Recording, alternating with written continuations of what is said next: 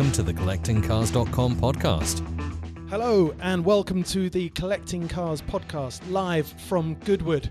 We're at the fantastic Revival meeting. I'm Sam Hancock. Chris and Ed are away this weekend, so they've asked me to step in and dive around the paddock and the men's changing rooms here at the Revival to grab as many interviews as I can with the fast and famous superstars of the sport that are participating at this incredible historic race weekend. Right, I suspect a lot of you who are listeners to this podcast probably fall down an automotive YouTube hole on a regular basis, in which case you will almost certainly have come across Seen Through Glass, and in which case you will have almost certainly come across the man standing next to me here in the assembly area at Goodwood, Philip Kadoorie. Phil, what are you driving? How are you going? Well, thanks for having me on. I'm going very, very well, thank you. I'm driving a Cobra. Most people may not recognize my voice, but if they heard my cackle, they might recognize that. This is true. Normally the cackle is to be heard whilst he's guiding his Tuthill-built Porsche 911 Safari car through some kind of forest track that's probably illegal. You're probably not supposed to be doing the things you're doing up above the quail. Yeah, no comment, actually. If you've not seen this, definitely look it up. What do they need to search for on YouTube? Seen Through Glass, Okay. my friend Phil, Safari 911. I really recommend that to, well, basically anyone who's into cars, to be honest. It's a good watch. Let's talk a little bit about that car, because I think you've probably done more for Tuthill build Safari, sort of, rally spec Porsches than anyone. Tell me, why did you buy that and why the livery? Well, I mean, the story of the car started when I bought my Stratos and I did the Tour Auto in it. I realized very quickly that what I wanted to do were some of the best events in the world, and I came across the East Africa Safari Classic. Through that I found Tuthill, and I knew that I wanted to do the event in one of his cars. But when everyone builds to the same spec, it's really nice to differentiate yourself. And I looked at the Porsche back catalogue and I thought, there's so many cool liveries. It would be great to adapt one to an older car. Yeah. And so we found the Jaeger GT1 that was run by Zaxpeed. And I thought this would be really cool if we could translate it. I thought it was a really good choice because it's so distinctive. For anyone listening that's not sure on what it is, it's essentially a lovely shade of green, but then with a white and red striped roof, which became very iconic in modern sports car racing, and that's what surprised me. This isn't a sort of a rally livery that you've adopted. It's very much from an entirely different discipline of the sport, but it really works on your car. Well, thank you. I think so too. And I think they were very pleased when I said I wanted to paint the whole car rather than do a rally wrap. And it's great. It's peppered now. You know, we've really used that car. I've rolled it over by accident. And how many times have you rolled it? Only once. Only once. We fixed it pretty quickly. But it's nice. It's peppered. It's a rally car. It's used. It's the way it should be. Now you are, I would say, among the more enthusiastic drivers that I know. Not afraid to test the limits of any car he's driving. I have witnessed the Stratos parked at a very unlikely angle, looking at the sky rather than the road ahead on the Modena or on a special stage just a few months ago. You just heard that Phil's Porsche 911 Safari car has ended up upside down, and yesterday you really threw me under the bus actually, but I returned the favour because I was commentating on the TT first qualifying session, and I think I said something like, now given Phil's immense amount of seat time driving rally type cars on loose ground, watch this man in his Cobra because he's got fantastic car control. At which point the silver Cobra comes out of Ford water, broadside, rear tyres smoking, utterly refusing to lift. But therein lay the problem, because the next thing I know, you're spinning like a top into the field. I was told it was a very light lift at Ford Water. Maybe it was slightly too light. But, so we need to have a word with your driver coach, Dan Wells. Dan is here, who was in the Stratos with me at the Centauri when we went off. I blame that squarely on him. I know. I'm glad you're consistent on that, because when I challenged you for the reason for your spectacular off that day, you did immediately blame the driver coach next to you. Well, when you're pushing with a navigator on board and you're listening to those calls, that's what you're trying to do. And we made one missed call, and that's what happened. But we went out the next day and won a stage outright by about 5 seconds. Yeah. And then we won the last stage of the rally too. So we did pretty well. Well, you to me are the perfect example, the poster boy of somebody coming into racing, taking it seriously, but finding that balance between needing to take it seriously and studiously enough. You've got a coach with you all of the time. You seem to cherry pick great events, so your calendar must be just brilliant fun. You know, you're not at Snetterton on a rainy, cold day in a porter cabin going around a reasonably bland circuit. I mean, you're going from epic event to epic event. I've been very, very fortunate so far. I've just started. I found Dan to be my driver coach. Being based in Hong Kong, I'm flying to events anyway. I don't get to come to the UK or the US very often, so I miss some of those events. I was recommended by a mutual friend, Marino Franchitti, to get experience in modern cars so that when I made those early mistakes that you do in racing, I was protected. Ah, interesting. And Okay. and then I've been very, very lucky. I was brought in by another friend who's been on your podcast, David Clark, and he gave me my first experience here in a 9046, which I had a great time That in. was last year, I think. That Yeah. was at the members meeting earlier this year. Okay. Oh, wow, really recent. And so this is then he still helped me new. buy a Cobra, and here I am. Of course he did. Of course Clarky helped you buy a Cobra. Classic. It was worthwhile giving you that seat to drive after all. Absolutely. Oh, that's fantastic. Look, thank you very much. Best of luck in this next qualifying session, and have fun. Thanks very much. No rally driving this No time. rally driving. Okay, we're here in the Drivers Club, and Karun Chandhok has just kindly made me a cup of tea. You've just come off the circuit, haven't you? What I were you did, in? yeah. I was in the St Mary's Trophy in a Ford Zodiac, but the gear lever came off in my hand halfway know through what? the race. You'd think that gear levers coming off in a driver's hand is massively unusual. That's the third time I've heard that tale Really? today. Yeah. Well, yeah, there you go. But so yeah, I only did about 5 or 6 laps. What but car were you in? in a Ford Zodiac Okay. with Theo Pafitis. So yeah, it was quite good fun. It's a big old boat. Yeah. Missing about, I don't know, 100 horsepower. I Okay, think. okay. But yeah, it was good fun.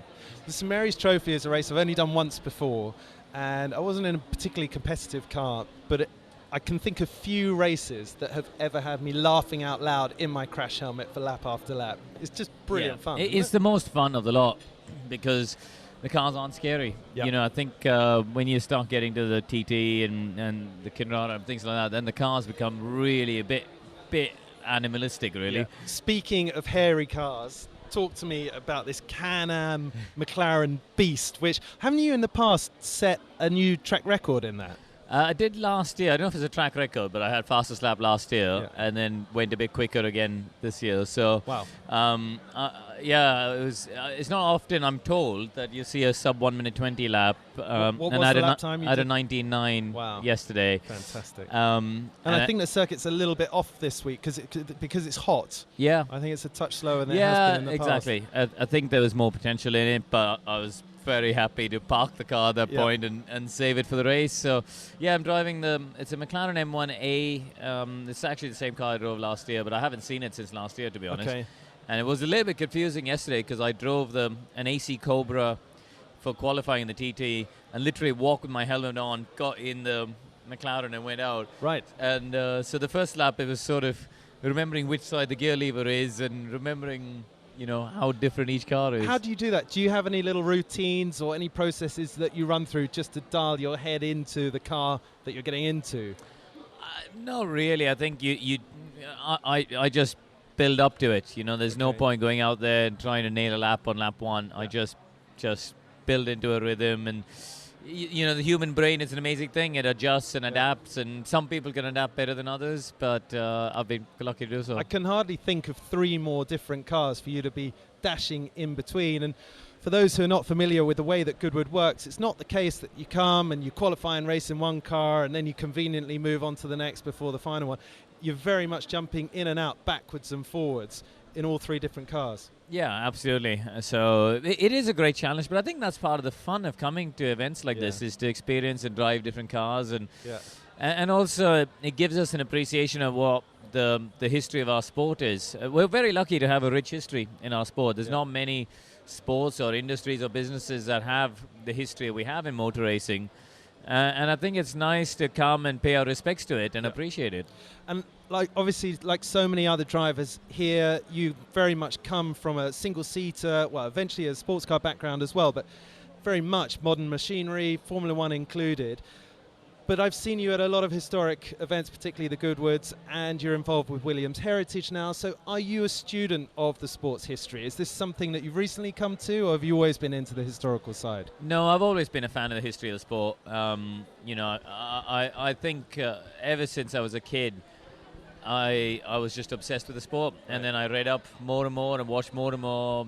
I suppose at that time it was VHS tapes. And what was tricky was I grew up in India. I only moved to England in 2002 to race at Formula 3. So I lived in India before that. And obviously at the time, I think it was until 93, we didn't have Formula 1 on television. Wow. We would get Autosports delivered probably 10 weeks late. So I'd read about the British Grand Prix in September and things like that. And we have friends of ours in England who would send us VHS tapes of races recorded, and I'd just watch them again and again and again. Fantastic. But everything was obviously 3 months later than you guys are watching it here. Yeah. But I just grew to love the sport and grew to love various aspects of the sport, mainly Formula One. Yeah. That was my first love. But as time passed, I grew to appreciate sports car racing and other bits and pieces. But obviously, you're still very much immersed in the Formula One scene in the paddock. You're very much a household name in your role as a commentator, as a pundit, as our pit lane reporter.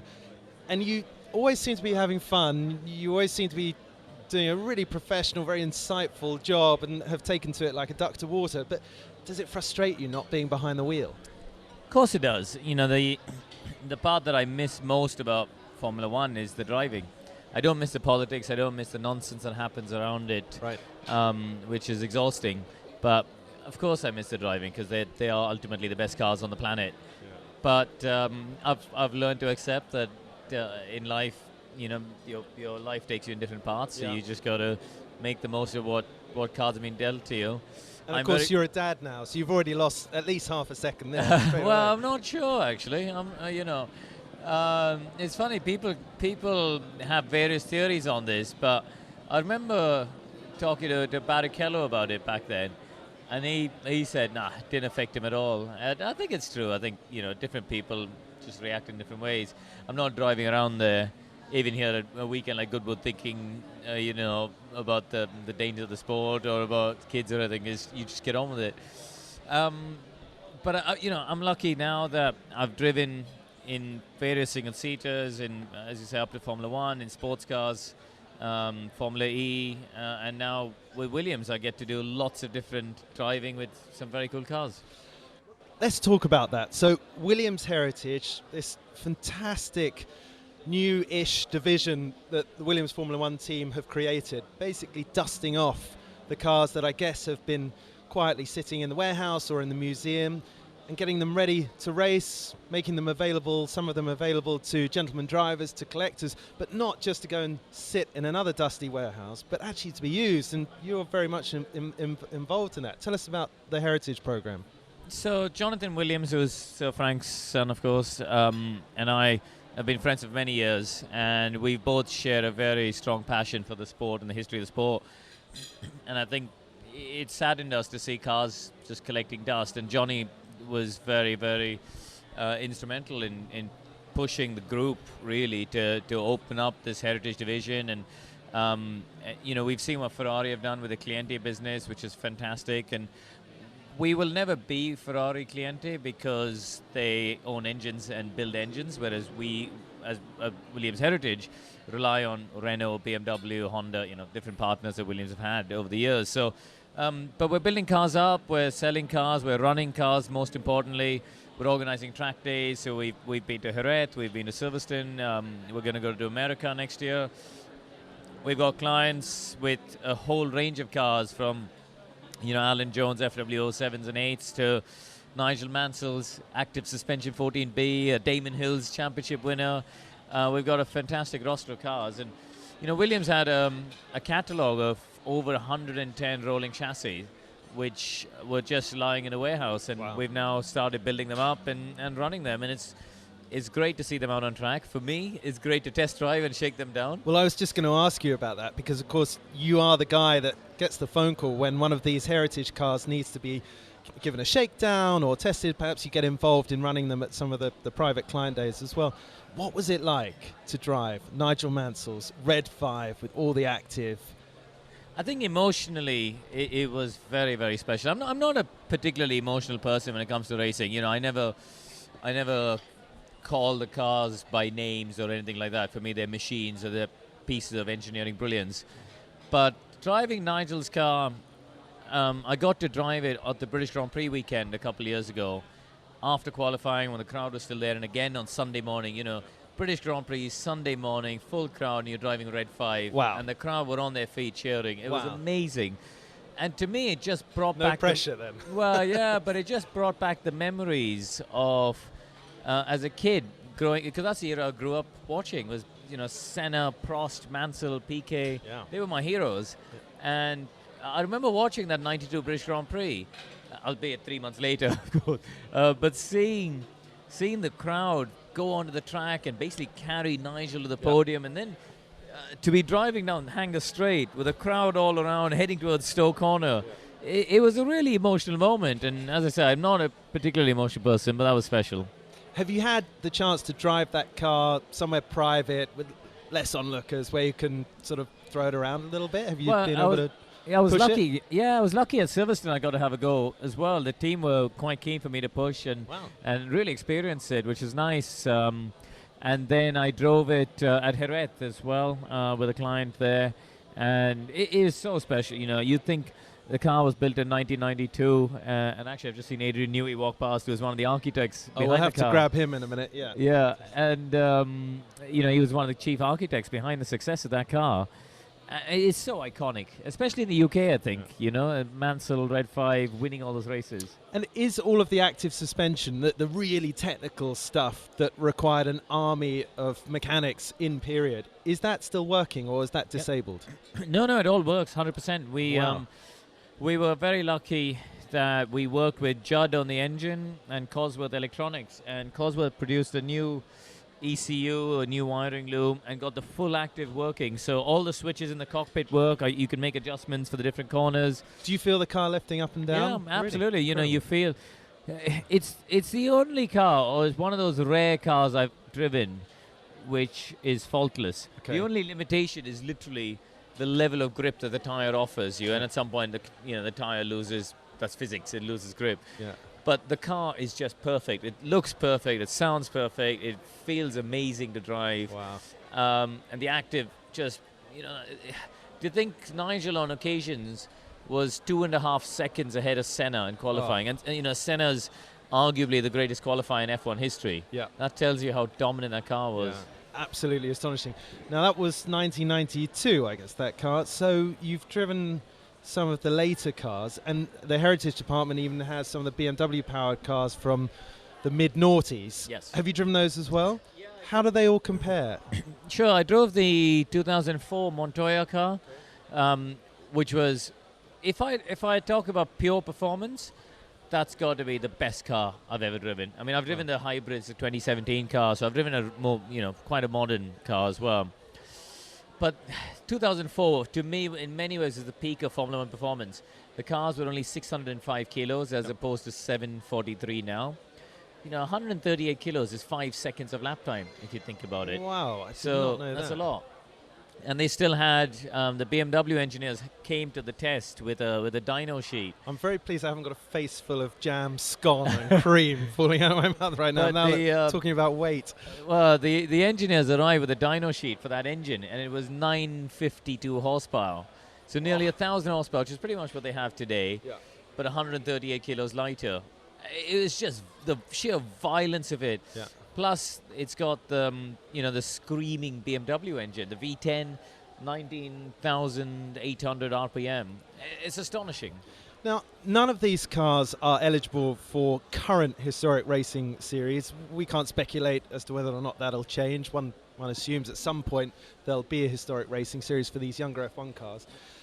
But of all of the cars you're involved with the Heritage Department, which of them do you think realistically are the sort of cars that a gentleman driver, the kind of guy that might be racing here at Goodwood this weekend, what can they comfortably get into, handle, not get themselves into trouble? Is it all of them? Is it just some of them? To be honest, I think a paddle shift car from the mid to late 90s, so I'm talking sort of 91 to 99.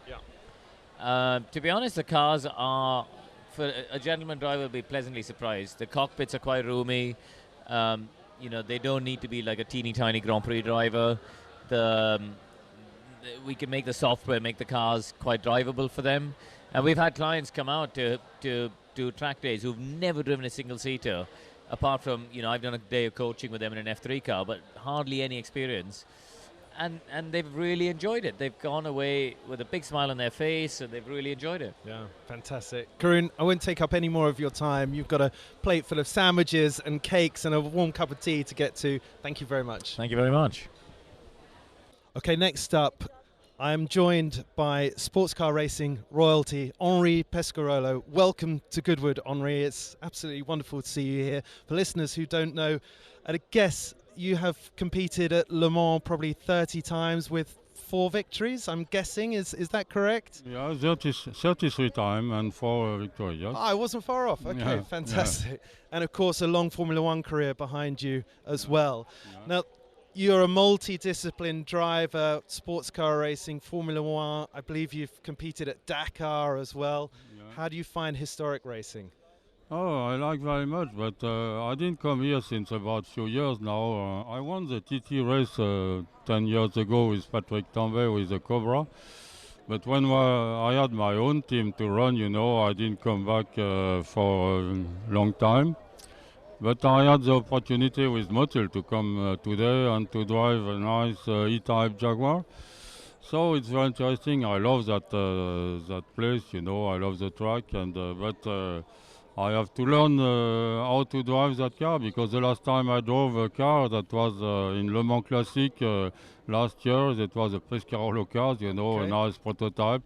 So to drive E-Type Jaguar is completely different, but it's very funny, I like. So forgive me, I'd forgotten that, of course, you did win the TT, the big main race here at the Revival some years ago. But the pace of development of this grid of the cars is quite intense at Goodwood. And the lap times have become much faster, even in the past few years. Yesterday's provisional pole time was a 24, I think. Well, I remember when pole was a 29. How did you find your first experience this year in terms of pace of this grid? It depends, because some of those cars are a bit different from what they were in a long time ago. So they are quicker and quicker because there's a lot of development on those cars. I have a real E-Type Jaguar, which is exactly the same that it was a long time ago. So it's a bit slower than the front cars, but anyway, it's very interesting. So when I came long time ago, it was to win. Now it's for fun. Okay. And tell me, outside of racing, what are you up to? I seem to remember you enjoy fishing, am I right? Fishing and shooting, yes. I'm coming very often in Ireland for shooting and fishing. Shooting in France, fishing also. So yes, I'm farming too, so racing is a bit far away now. Okay. Do you miss it, or is once or twice per year just the right amount of racing for you? No, it's time now to stop, The biggest problem for me was to stop my team, because it was one of the most competitive teams, I nearly beat Audi 2 times with my team. And I had to stop because the regulation was stupid with the diesel engine, and that was a shame. Yeah. So now I stop everything. Henri, thank you very much for talking to us. I'll let you get back to your qualifying session. Lovely to see you here. Thank you.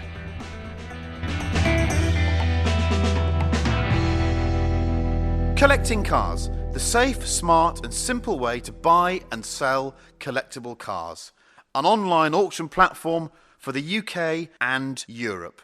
Follow us on Instagram at Collecting Cars and also collectingcars.com.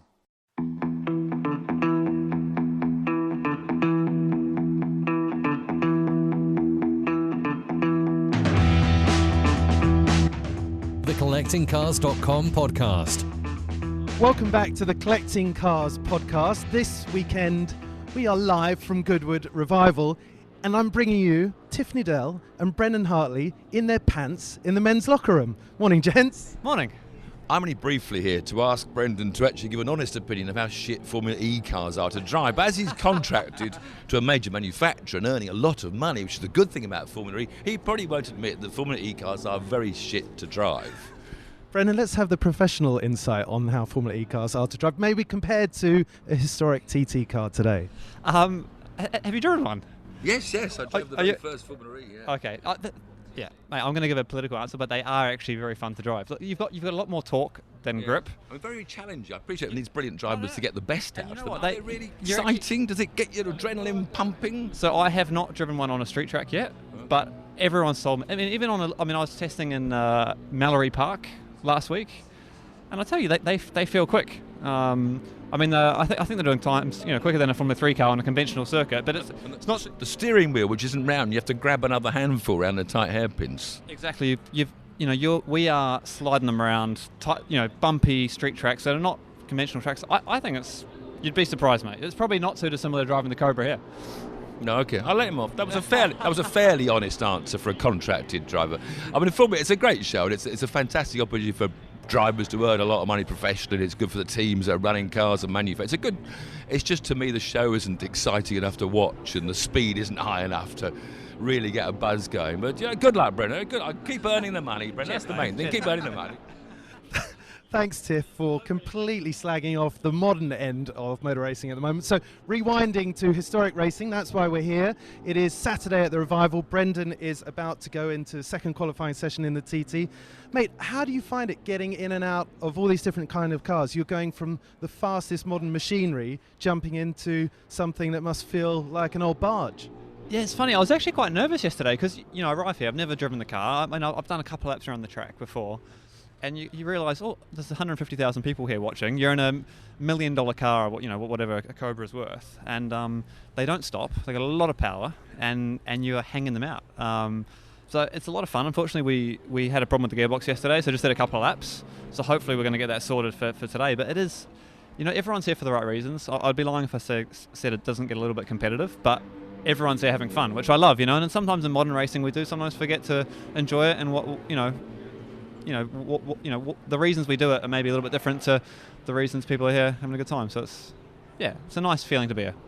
Just you're a busy man this year. Just give us a quick overview of all your different programs, because I can't imagine there's many professional racers at the top flight levels of the sport that have a diary quite as intense as yours at the moment. Yeah, and this is my weekend off, which I am having fun though. So I started off Formula E testing with Porsche. I signed with Toyota to do the WEC Championship in their LMP1 car. I'm the Ferrari test driver for their simulator.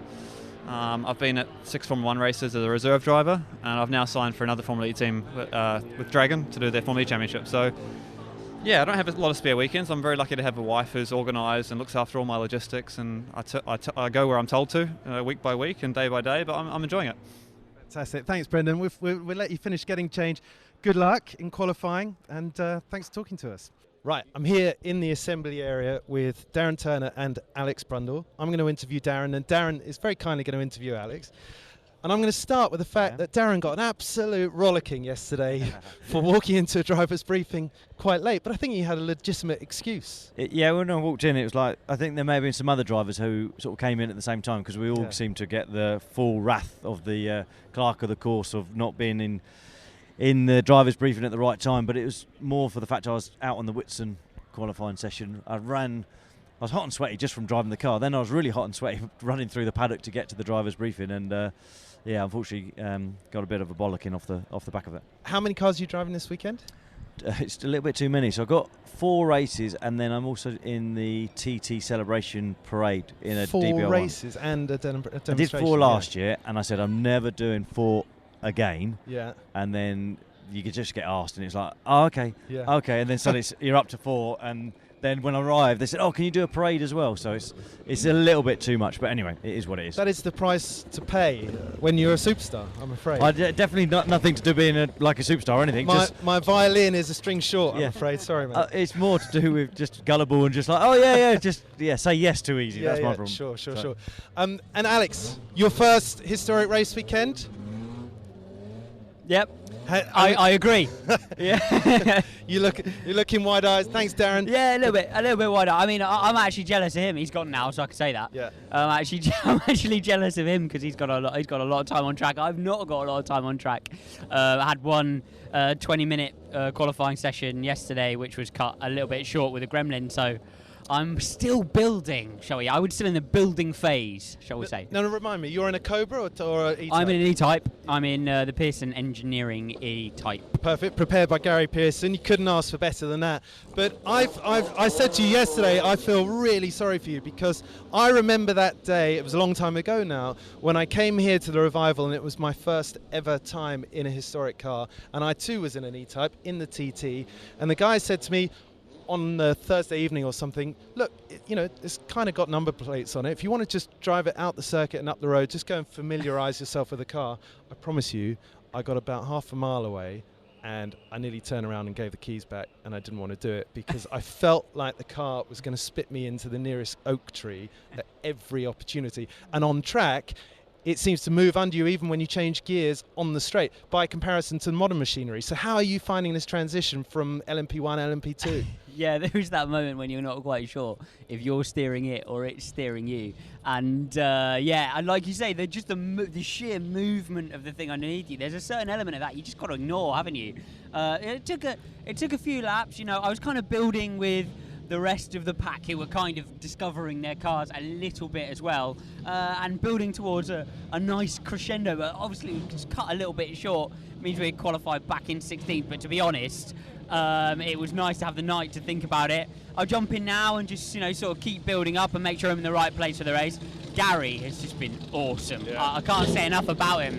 He's jumping in and out of every single car in almost every single race here, and in the interim is busy preparing our car, fixing our car, and teaching me how to drive it. Just unbelievable. Well, unbelievable. You couldn't ask for a better preparer. You couldn't ask for a better driver tutor. Gary Pearson, for listeners who don't know, is an absolute god in this historic racing world, and few men know how to prepare and drive Jaguar C-types, D-types, E-types than him. Tell me, how do you find track positioning around other cars? Because I remember the thing that surprised me is just when you think you've gone up the inside, you've picked a gap, you kind of forget how much the car's waft across the road once you're parallel to another. Yeah, you sort of got to stick to your lane, haven't you? Because every sharp change of direction, there's just a bit of afters. So, and you've got to be prepared for that. But at the end of the day, sometimes on a racetrack, things happen in front of you. You've got to take avoiding action. I think in a car like this, you've just got to be prepared to be scooping that up for another 200 meters, and hope there's not a corner within that duration. But and are you being that predictable modern racing driver that's coming in mid-session asking your mechanics for a click stiffer on high-speed bump, only be told to bugger off by your mechanics and get on with it? You know what? I actually came in after the first run at Silverstone and asked for exactly that. Exactly that. And then it was just and actually, it makes a difference. It makes a difference in the cars, but this car is absolutely mint. And Gary knows exactly what he wants from it. He gets out of it, does it all by feel, and goes, "That's lovely. Thank you very much," to the engineer. And so I defer to his greater knowledge in this forum. Yeah. But of course, your dad's been here quite a few times, racing at the Revival. Is he here this weekend? Has he offered you any tips or insight for this kind of transition into old cars? Yeah, Dad's not here this weekend, but we've obviously spoken through the circuit at length. I've got loads of advice. Advice is not something I'm short of, but all of it conflicting, hopefully. Track time is what I'm short of, and at the end of the day, I can tell you about how to drive around here as much as I like. It's a case of getting in and just feeling it, having the confidence to really push in the high-speed corners, with the knowledge that if something goes a little bit wayward in the car, you can scoop it up, and there's nothing that's going to give you that feel apart from lap after lap after lap of track time. Do you have this sort of instinct to straighten up a car that's starting to move sideways? Yes. Are you having to try to mentally switch that off? Yeah, absolutely. So the car goes sideways and I'm immediately just bang on top of it as though I've got an aero platform to deal with. Yeah. And so it's actually allowing that to happen. And also, I've never ever, shall I tell you the biggest thing, is I've never driven a race car before where the rack stop is not within one turn of my hands. Right, yeah. You know what I mean? Yeah. And so actually, I have to shuffle the wheel. Yeah. Which I have never done in yeah. a race car in my life. Yeah. The concept of shuffling the wheel with any kind of control Yeah. is really, really a new thing, completely a new thing. And so I end up with my arms like the spaghetti monster, just, you know, with the car moving around. But it's all experience. And the first session went, you know, I think the team are pretty happy with how we went. So we'll just keep on building for this one. Fantastic. Thanks, Alex. Cheers, Best of mate. luck. Thank Cheers. I'm back in the changing room, and I'm catching up with a very whiffy Tiff Needell, who wants to stand in front of the air conditioning. I'm not whiffy. I and don't really need. cool I'm his. in my new Wallero, which is this new. I'm testing today. Go on, Tiff. Get the sponsor plug in. Yes, well, Go on. there's no money involved. I'm just trying it, and it does seem to keep me cooler. Sumptuous Nomex underwear you seem to be wearing. What's Coloured the to brand? match my hair. Where can I buy it? Coloured grey to match my hair. Wallero, the way to Wallero, go. everybody, Wallero. So how was it? Did you get to the finish line without dents and scratches? Yes, my lovely pink and white Vauxhall Cresta survived. Seesawed around like a huge barge, lifted its little inside wheel, spun all its power away on many occasions, but it was quite a hoot to drive. So, and I made up, started about 22nd, finished 13th. So, fantastic. yeah, overtook about 4 at the start, and then a few dropped out. And now, all I've heard, I've been busy interviewing people, and I've heard that the whole afternoon's proceedings have been delayed by about half an hour. Are you anything to do with this? No. Sure? I was well at the back when I saw this Gulf-coloured Volvo trying to climb the bank at No Name. Oh, is that what it was? Right where Stirling Moss went off, in fact. You know, I think you wander a bit wide going down that, as you know, that curved braking area. No Name's the scariest corner here. It Because looked like nobody pushed him. He just wandered himself wide. it's so easy to get it wrong, isn't it? Yeah. I remember in a single-seater, it's sort of flat-ish, just he about followed the with white line slicks in a and wings. single-seater, but you wouldn't dare do that in these big things. in any kind of touring car or GT car, it's so easy to run wide, and there's no runoff there whatsoever. So tyre wall needing to be rebuilt, unfortunately, but it was great fun after. But all the German, the French guys, the Formula E boys, they were just raving about their race. I love to see. I told them, back to your Formula E's now, that you've had your fun for the year. I'm kind of annoyed about how easily they adapt to this old stuff, because I remember doing it and it was really difficult, but they seem to just hop in and be on the pace straight away. There's a fantastic calibre of drivers, you know. I think this year's more high quality drivers than ever before. Have you got anything else today, or are you just waiting no, for home the TT? James now. I want to go home and watch the end of the cricket now. How's the golf going? Surely you're at the party tonight, aren't you? No, I need a night off. Okay, a night off. One night off. I've got a TT tomorrow. The TV and a bottle of red. And also, how's Southampton doing? What's the time? Kick-off? I don't know. You can't just be a one-sport reporter. You've got to have cricket. How's the cricket going? I don't know. Oh, there's so much you need to keep abreast of, Sam. All right, I'm worried about your ticker, so you need to go and find out. You need to go and figure out these scores. Cricket, Solheim Cup, so much going on. All right, you do that. Thank you, Tiff. Good updates. Right, who else is standing around in their pants in the locker room that I can collar without being deeply inappropriate? And luckily found one driver not willing to talk to me in his pants. One of the fastest guys around the circuit here, Nick Padmore. Nick, you're in how many cars this weekend? 2. Two, like that's yourself, quite, it is the same as me, but that's fairly quiet for you, isn't it? It is, yeah. Thanks for that. Yeah. Normally in the TT. In the TT and the E-Type. But unfortunately got replaced by David Brabham. So, yeah, that's how it goes. I had a bit of that. Yeah. I had mine was Jochen Mass. Should we move on? Sorry, They've Sam, done more than us, haven't they? You've been bumped for Jochen Mass, and it's like, David who? Yeah, fair enough. Fair enough. Onwards. So, what are you driving this weekekend?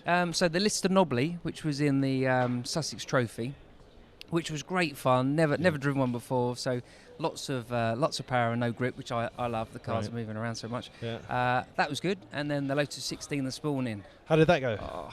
Which grid is the 16 in? It's in the Richmond and Glover. Richmond Gordon. Oh, Richmond Gordon. Okay, Yeah. okay. And that was brilliant. I really enjoyed it. It was like the old karting days, but you know what was coming. Yeah. And it was going really, really well. And then after literally the third lap, the throttle was sticking open. I can almost hear the ready. dusty book of excuses creaking open. No, you'll like this. Nick's nearly sort of thumbing through the 500 pages Number to see 22. which of the excuses he's going to land on. So the throttle was sticking open, and I managed that for quite a long time. You rock and star, then you. and then in the end the throttle fully stuck open on the exit of Madrick. So I'm over. Just switched it off and stopped on the run down to No Name.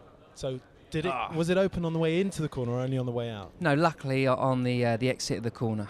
Okay, but Jesus, that's better than on the way in. I was gutted though. Yeah, it was moving around. It was a lot of fun, but in the day, I'm not risking the car myself, you know. Yeah. And let's stop now.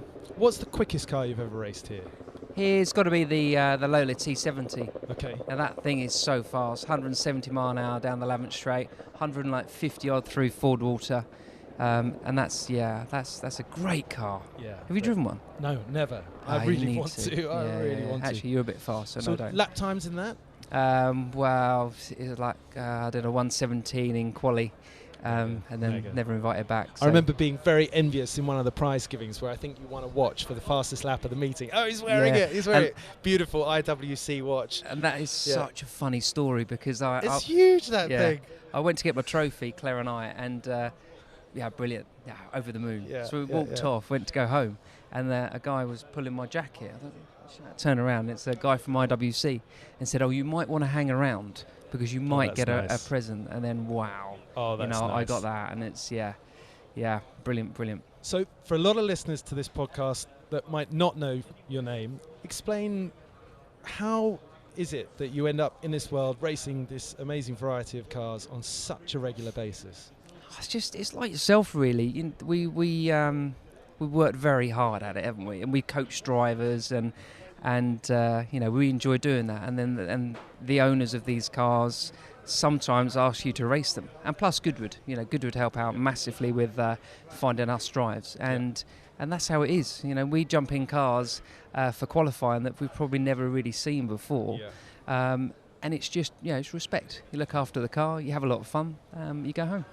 Now, there's this huge upsurge, isn't there, in interest in Formula One cars. Now, there always has been, as long as there's been a series for pre-77 Formula One cars for historic races to participate in. But I feel like that age period, is getting younger and younger. And you've been involved, I think, in testing some of these younger cars as well. So what have you been in Formula One wise recently? I've been incredibly lucky. How long have we got? I got a very nice. I nearly blocked you from my Instagram. Yeah, I do apologise.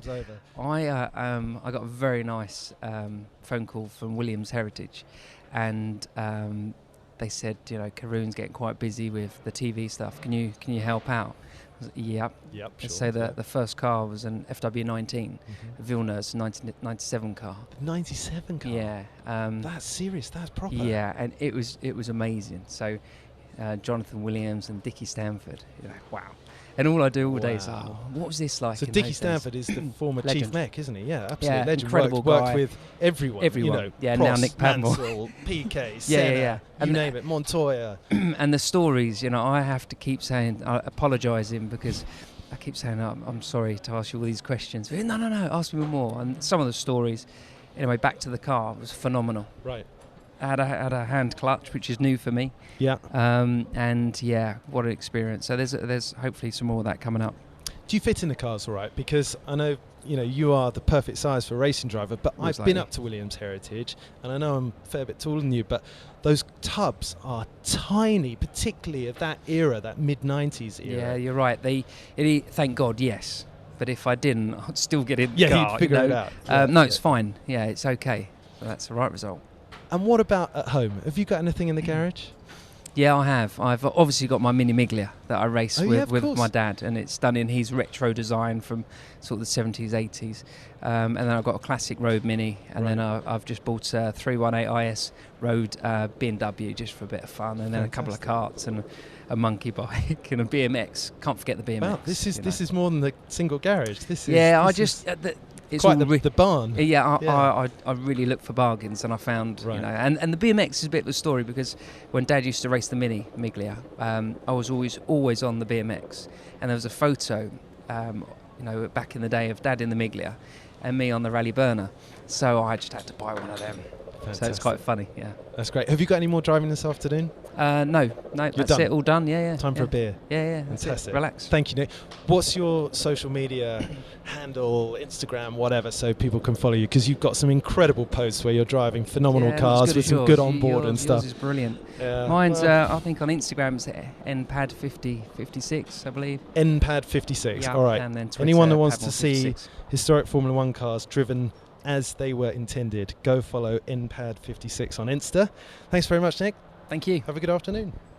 That's about all we've got time for this weekend at the Goodwood Revival. I hope you enjoy this slightly different format. For those of you that might be interested in seeing a little bit of onboard footage from some of these historic race cars and some behind-the-scenes snaps from Goodwood and some upcoming historic race weekends, by all means follow me on Instagram at Hancock_Sam, and it's the same handle on Twitter. And for some slightly longer onboard footage, look me up on YouTube as well if you fancy. See you next time.